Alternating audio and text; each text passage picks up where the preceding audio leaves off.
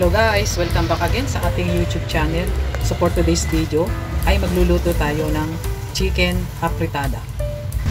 Ito guys yung ating kawali. Maglalagay na tayo ng ating mantika. Mainit na guys yung ating mantika. Kaya lalagay na natin ating bawang. Okay na guys yung ating bawang. Kaya isunod na natin guys yung ating sibuyas.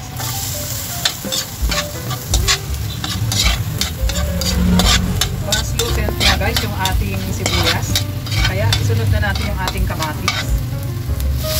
Minamihan ko guys ang kamatis kasi medyo mura ngayon. Kaya dinagdagan na natin.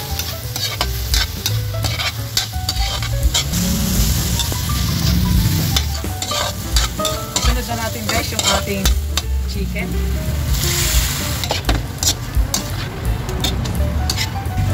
Taktakan natin guys ng asin.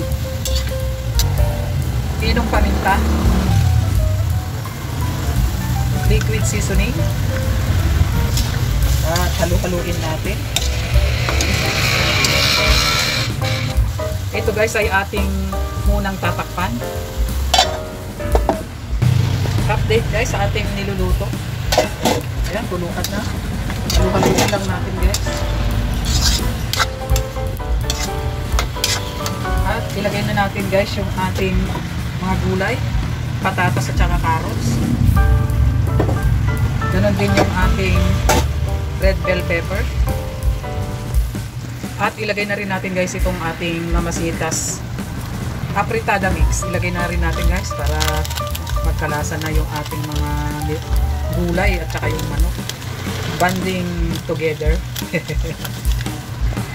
At ating i-mekos-mekos. Yan. Mix. At ating munang tatakpan guys. At maglalagay na rin tayo guys ng 1/2 cup of water. At ating tatakpan ulit. Update guys sa ating niluluto.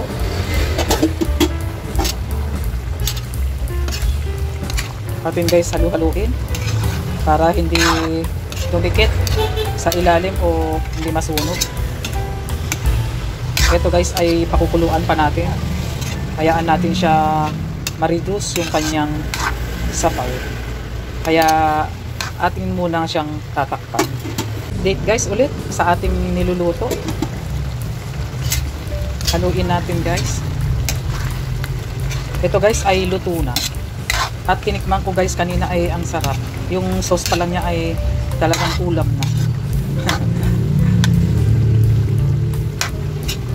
Kaya ayan na nga guys. It's done na ang ating chicken apritada. Kaya thank you for watching and don't forget to subscribe. Bye bye.